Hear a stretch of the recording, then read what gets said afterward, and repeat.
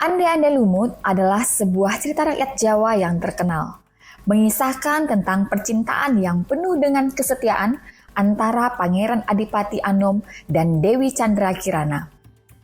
Pangeran Adipati Anom adalah sosok dari kerajaan Jenggala, sementara Dewi Cakra Kirana berasal dari kerajaan Kediri. Di antara gemuruh kerajaan dan rimbunnya hutan, pernikahan Raden Putra yang dikenal sebagai Pangeran Adipati Anom dan Dewi Chandra Kirana membentang sebuah kisah indah yang kini terpahat dalam ingatan. Mereka merasakan kebahagiaan dalam pelukan satu sama lain. Namun cobaan datang dalam bentuk keinginan lembu ambiluhur yang telah merasa lelah dan tua. Pangeran Adipati Anom meneguhkan keteguhannya untuk tidak naik tahta sebelum sang ayah berpulang, memicu kemarahan besar yang mengusirnya dari kerajaan. Terpisah dari gemerlap istana, Pangeran Adipati Anom memilih jalannya, melangkah menuju hutan bersama dua pengawal setia, merajut hidup baru yang penuh misteri di bawah naungan pepohonan lebat. Melintasi hutan dengan pepohonan menjulang, mereka berjalan hingga mencapai kota Dadapan, tempat di mana takdir akan mengubah arah hidup mereka. Di sana mereka menemukan tempat berlindung di rumah seorang janda miskin. Pangeran mengaku bernama Ande-Ande Lumut dan dua pengawal setia bernama Gempol dan Ceblung. Sementara itu di dalam istana yang sepi, Dewi Chandra Kirana membiarkan air matanya mengalir tanpa henti, merindukan suaminya yang telah meninggalkannya. Dalam keheningan, tangisannya menembus ruang dan waktu, mencapai hati Batara Narada yang kemudian memberikan syarat khusus agar sang Dewi dapat bertemu kembali dengan kekasihnya. Mengikuti arah barat dengan hati penuh tekad, Dewi Chandra Kirana menyetujui syarat mistis untuk bekerja pada seorang janda tua. Dia pergi dengan berbekal sebilah senjata cis. Di hutan yang sunyi, rumah janda tua menjadi tempat tinggalnya. Dia diberi nama Klenting Kuning. Namun kehidupan barunya dipenuhi penderitaan dari Klenting Abang, Klenting Biru, dan Klenting Ungu yang membuatnya menjalani hidup dalam belenggu siksaan. Suatu hari, Klenting Kuning dihadapkan pada tugas yang tak terbayangkan sulitnya, mencuci dandang yang tampaknya mustahil dibersihkan. Siksaan yang mengerikan menanti jika gagal. Namun di saat putus asa, datanglah seekor Garuda, penyelamat tak terduga yang membantunya membersihkan dandang itu. Hanya ada satu syarat, Klenting Kuning harus menikah dengannya.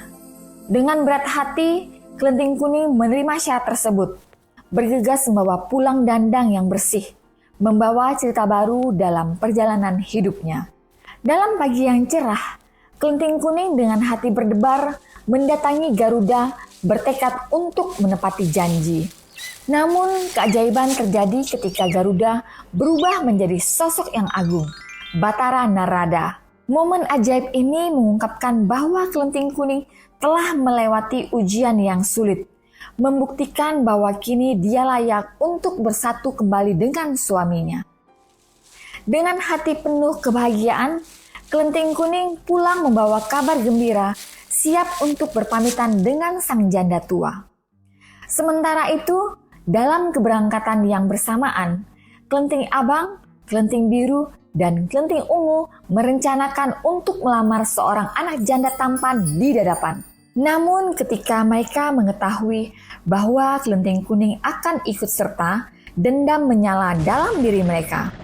Di tengah perjalanan, mereka menyiksa Klenting Kuning, mengikatnya pada pohon, dan melumurinya dengan kotoran sebagai ekspresi kekecewaan dan iri hati. Di tepian sungai, Klenting Abang, Klenting Biru, dan Klenting Ungu tak terhindar dari rayuan Yuyu Kangkang yang menawarkan mereka menyeberang dengan imbalan sederhana sebuah kecupan.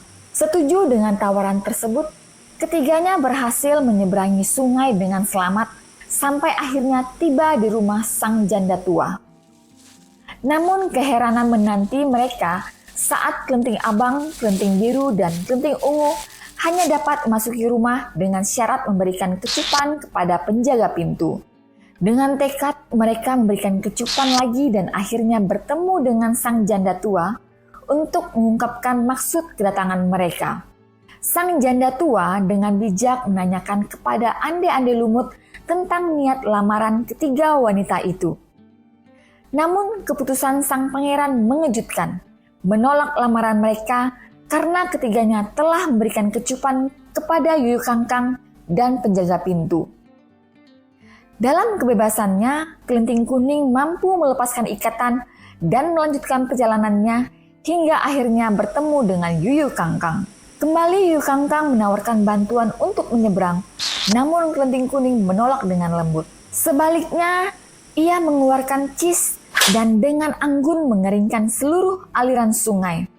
Setelah berhasil menyeberang, Yuyu Kangkang tak dapat menyembunyikan rasa patah hatinya, memohon dan menangis agar air sungai dikembalikan karena hidupnya tak mungkin berjalan tanpa aliran air yang kembali mengalir dan permohonannya pun dikabulkan oleh Kelenting Kuning. Dengan hati penuh harap, Kelenting Kuning meneruskan perjalanannya menuju desa Dadapan hingga akhirnya berjumpa dengan penjaga pintu. Awalnya niatnya untuk bertemu dengan ande-ande lumut tampak diabaikan. Dipandang sebelah mata karena tubuhnya yang kotor dan tercemar kotoran. Namun dengan penuh kerendahan hati, Kelenting Kuning akhirnya diizinkan masuk dan berhadapan dengan sang janda tua yang dengan bijak memerintahkannya untuk membersihkan diri terlebih dahulu. Begitu ande-ande lumut melihat sosok yang mulia setelah pembersihan, rasa terkejut menghampirinya.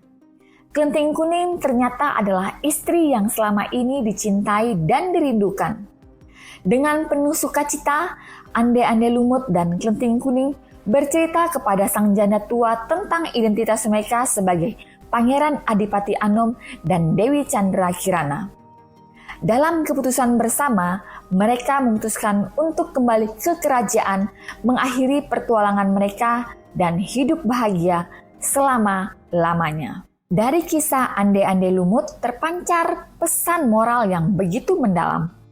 Kehormatan seorang wanita seperti yang diperlihatkan oleh Dewi Chandra Kirana atau Kelenting Kuning saat berhadapan dengan Yuyu Kangkang menunjukkan betapa pentingnya menjaga martabat diri. Sikap teguh dan kesetiaan ketika diuji oleh Batara Narada menjadi teladan luhur untuk diikuti.